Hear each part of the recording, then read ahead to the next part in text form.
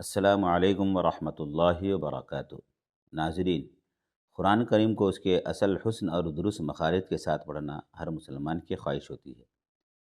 اس سلسلے میں آپ کے لیے لایا ہوں ایک ایسا علمی سلسلہ جہاں ہم مل کر قرآن پاک کی تلاوت کو بہتر بنائیں گے۔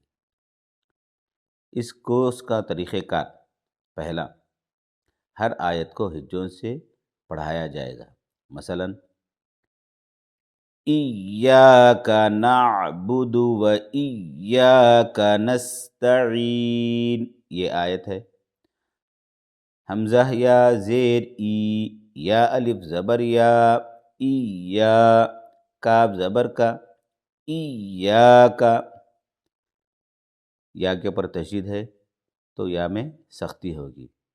نون عین زبر نا، با پیش بو، نعبو، دال پیش دو، نعبدو، حرکت ہے، کہیں پر بھی نہیں کھینچیں گے، جلدی پڑھیں گے۔ واو زبر و، حمزہ یا زیر ای، و ای، یا الف زبر یا، و ای یا، تشدید ہو گئی یا کے اوپر، اس لیے سختی ہوگی۔ کاف زبر کا، و ای یا کا، نون سین زبر نس، سین میں سیٹی کی باریک سیٹی کی آواز آئے گی، نس، اس طریقے سے۔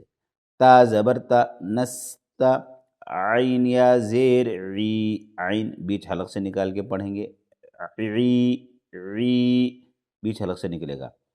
نون پیش نو، نستعین، آگے آیت، نون پر جزم، زبر زیر پیش، دو زیر دو پیش والے حرف پر جب بھی وقف کریں گے تو اس پر جزم لگائیں گے۔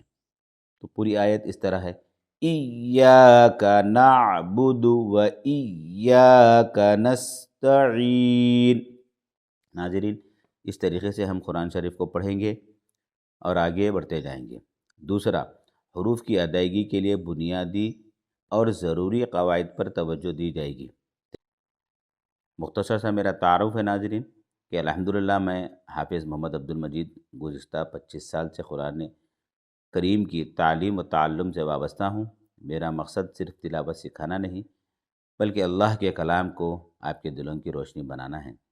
ایک حافظ قرآن ہونے کے ناطے میں اپنی پوری کوشش کروں گا کہ آپ کو اسی طرح پڑھنا سکھاؤں جیسے اس کا حق ہے۔